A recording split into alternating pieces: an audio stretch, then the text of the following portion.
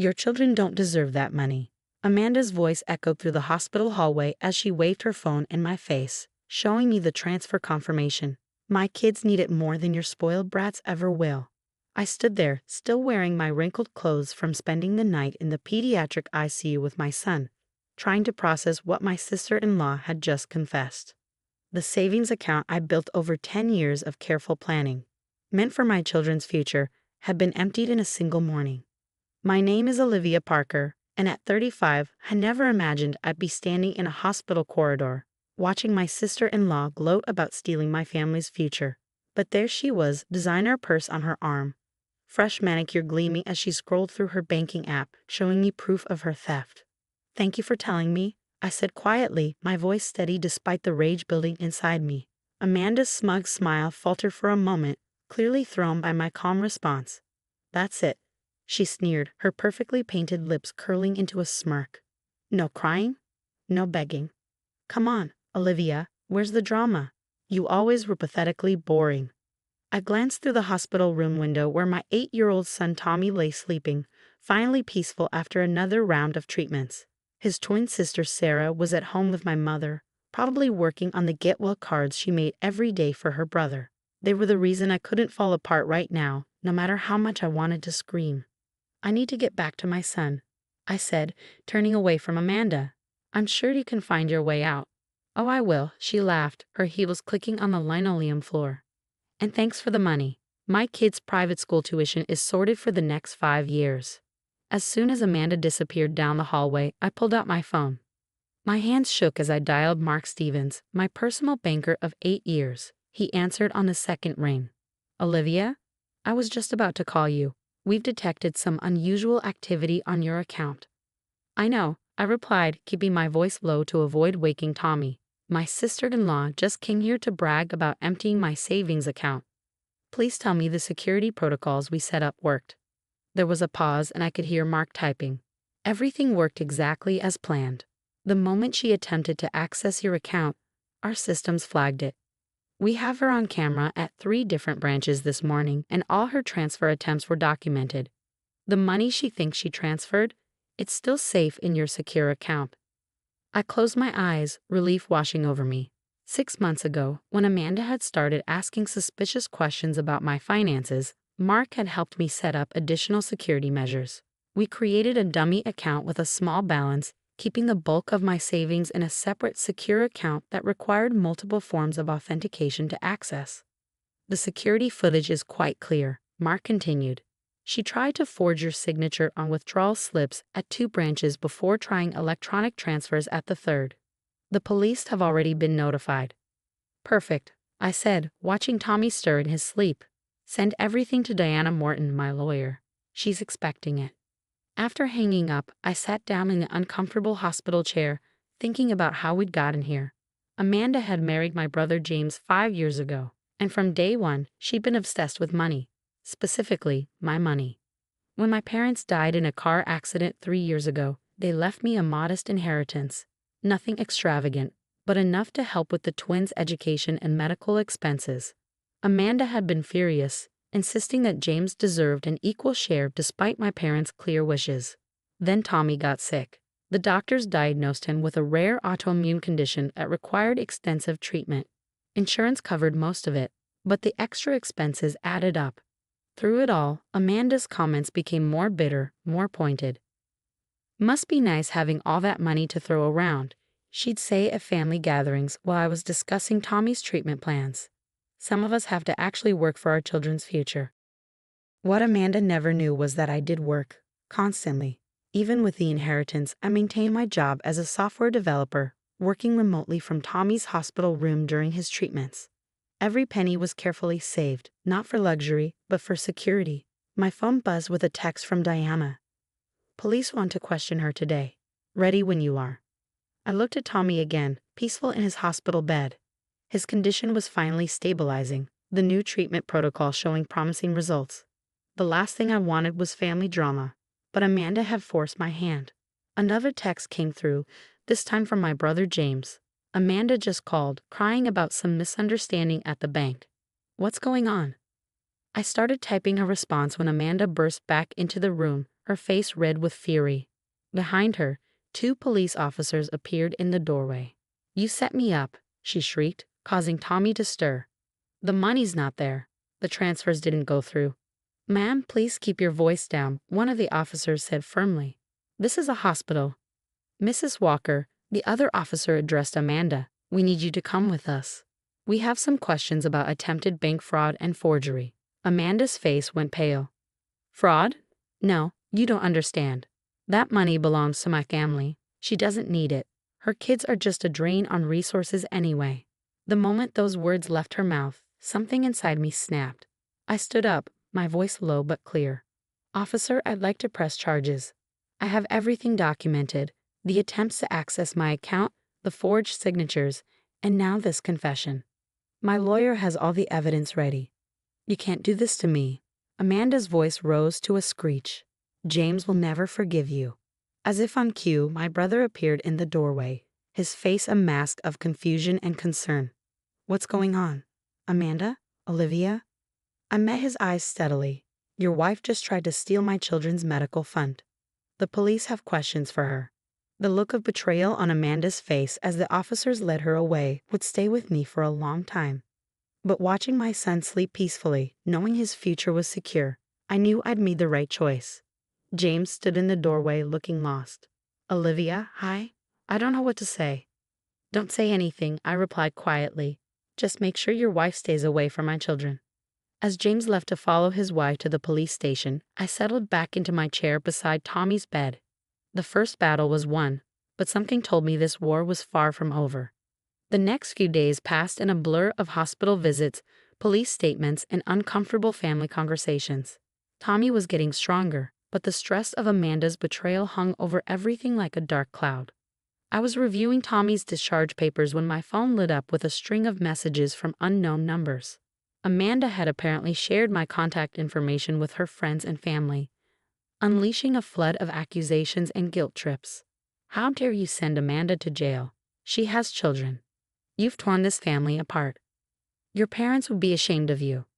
I blocked each number methodically, remembering what my therapist had said about maintaining boundaries.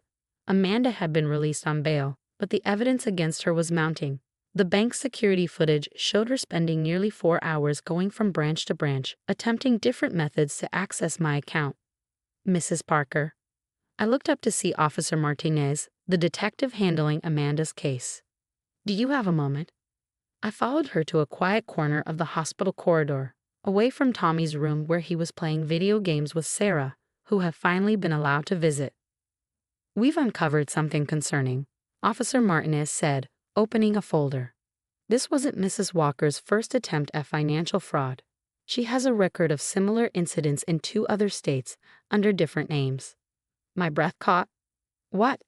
"It seems she's done this before, marrying into families, then attempting to access their accounts or assets.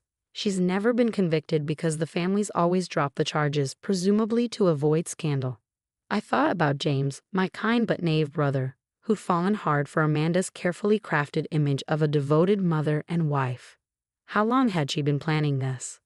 "There's more," Officer Martinez continued. "The private school tuition she mentioned. We checked with the school. Her children aren't even enrolled there. The money she tried to take, we believe she had other plans for it." Before I could respond, I heard James's voice behind me. "Olivia, we need to talk." He looked terrible, unshaved, dark circles under his eyes, his usually pristine business attire wrinkled. I nodded to Officer Martinez, who discreetly stepped away. "How's Tommy?" he asked, his voice rough. "Better. The new treatment is working. Sarah's with him now." James ran a hand through his disheveled hair. I had no idea, Liv, about any of it. The fraud, the fake names. She told me she was a kindergarten teacher when we met. I never even verified it. "James, no, let me finish. I found her phone last night, unlocked. She's been planning this for months.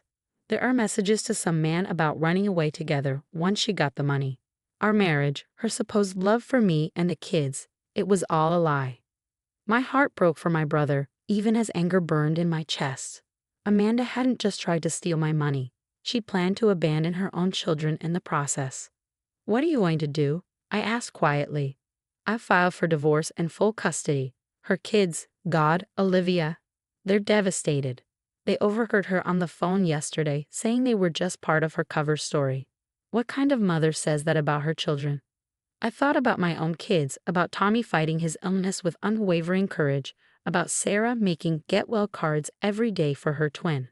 The idea of anyone treating children as pawns in a con game made me sick. They can stay with us, I found myself saying. Once Tommy's home, we have the space. Those kids shouldn't suffer for their mother's choices.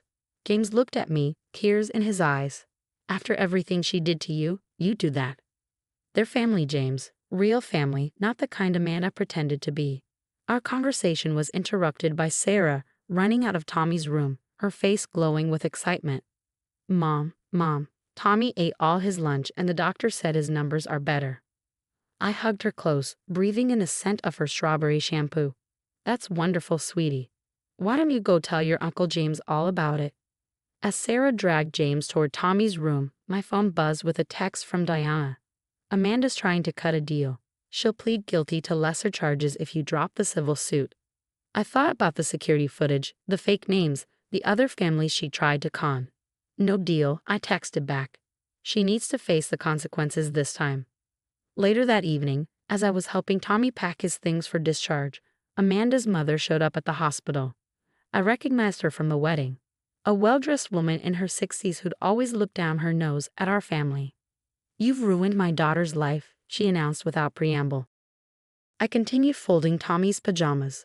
Your daughter ruined her own life when she chose to commit fraud. It was a misunderstanding. She was just trying to help her children. By planning to abandon them? I interrupted, my voice sharp. By using them as props in her cons. The police found everything, including her plans to run away with her boyfriend. Say your guilt trips for someone who doesn't know the truth. She stepped back, her carefully maintained facade cracking. You don't understand. I understand perfectly. You raised a daughter who thinks it's okay to steal from sick children, who uses marriage and motherhood as weapons, who sees family as something to exploit rather than cherish. Now, if you'll excuse me, my son is being discharged today, and we have a lot to celebrate. After she left, I sat down heavily in the hospital chair, emotional exhaustion finally catching up with me. Through the window, I could see James playing cards with Tommy and Sarah, while his own kids watched shyly from the doorway. Despite everything Amanda had done, those children were innocent. They deserved better than a mother who saw them as disposable pieces in her twisted game. My phone buzzed again. Another unknown number, probably another of Amanda's flying monkeys trying to defend her actions. But when I looked at the message, it was from Tommy's doctor. Latest test results came in. The treatment is working better than expected. Your son is beating this. I smiled, tears pricking at my eyes. Amanda had tried to steal my children's future, but she'd failed. My family was stronger than her lies, more resilient than her schemes. As I watched the kids slowly warm up to each other, Tommy dealing a new hand of cards and Sarah sharing her art supplies with her cousins, I knew we would get through this. The money she tried to steal was safe, but more importantly, so were the children. All of them. Sometimes family isn't about blood or marriage certificates. It's about choosing to love and protect each other, especially when times are tough. I picked up my phone one last time, texting Diana, move forward with all charges. No deals. It was time for Amanda to learn that real family doesn't come with a price tag and you can't con your way into love. 6 months after Amanda's arrest, I sat in a courtroom, watching her final hearing unfold. She looked different now. The designer clothes replaced by modest business wear, her perfectly maintained appearance showing signs of strain. Next to me, James held his breath as the judge prepared to deliver the sentence. Mrs. Walker, or should I say, Ms. Reynolds, given your history of similar attempts in other states, this court cannot ignore the premeditated nature of your actions. The judge's voice was firm. The evidence shows a pattern of calculated deception, not just against Mrs. Parker's family, but multiple others. Amanda's shoulders slumped as the judge continued. You are hereby sentenced to 5 years in prison, with an additional 3 years of supervised release. You are also ordered to pay restitution to your previous victims, and you will be barred from any employment involving financial management. As the gavel fell, I felt no satisfaction, only relief that this chapter was finally closing. James's children, Amy and Lucas, were waiting at home with Tommy and Sarah. probably working on their homework together under my mother's watchful eye. In the months since everything happened, they'd become inseparable. 4 kids bound together by circumstances none of them had asked for. Outside the courthouse, James turned to me. "Liv, I don't know how to thank you, not just for stopping her, but for everything after." "Their family," I said simply, remembering how naturally Amy and Lucas have fit into our home. Real family. The transition hadn't been easy. There were nightmares, tears, and questions no child should have to ask about why their mother didn't love them enough to stay. But slowly, with therapy and patience, all 4 kids were healing. Tommy's health had improved dramatically. His doctors were amazed at his progress, attributing it partly to the positive environment and the support of his new siblings. Sarah had taken on the role of protective big sister by 2 minutes, as she liked to remind everyone, helping Amy and Lucas adjust to their new school and including them in her vast network of friends. My phone buzzed. A text from Mark at the bank. "Final restitution payments from Amanda's assets have been processed. Everything's secured for the kids' future." I smiled, remembering Amanda's smug face when she thought she'd stolen their future. She never understood that money wasn't what made a family strong. It was love, trust, and the choice to stand by each other through hard times.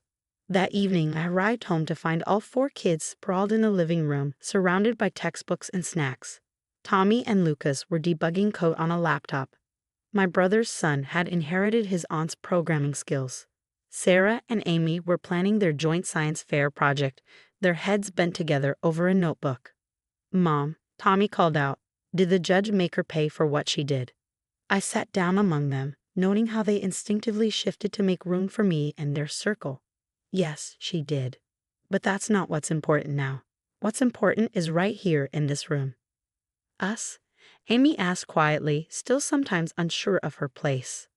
"Exactly," I pulled her into a hug. "All of us together." James came over for dinner, as he did most nights now. He'd moved into a house just a few blocks away, making it easy for Amy and Lucas to spend time with both of us. We'd found a rhythm that worked, creating new traditions and memories that helped ease the pain of the old ones. After dinner, as the kids cleared the table, a chore they developed their own elaborate system for, James helped me load the dishwasher. "Did you see the letter?" he asked quietly. I nodded. Amanda had written from prison asking to see the kids. Her lawyer claimed she'd changed, that she wanted to make amends. "What do you think?" he asked. "I think it's their choice," I replied. "When they're ready, if they're ever ready, we'll support them. But we don't let her hurt them again." Later that night, after homework was done and kids were tucked into bed, I sat in my home office, looking at a family photo we'd taken last month. It showed all 6 of us at Tommy's last hospital checkup, not because he was sick, but because he was finally being declared in remission. We were all smiling, genuine smiles that reached our eyes. Amanda had tried to steal more than money. She tried to steal our sense of security, our trust in family. But in failing, she'd inadvertently given us something precious, a reminder that real wealth isn't measured in bank accounts or trust funds. It's measured in late-night homework sessions, shared jokes over dinner, and the knowledge that no matter what happens, you're not alone. My phone lit up with one final text for the day from Officer Martinez. "Just heard Amanda's former victims are speaking out. Your case gave them courage. You've helped more families than you know." I looked at the photo again, at these 4 amazing kids who'd been through so much but still found reasons to smile every day. Amanda thought she was destroying our family, but she only proved how unbreakable we really were. Money can be stolen, but the kind of wealth we built, trust, love, resilience, that was something no con artist could ever touch.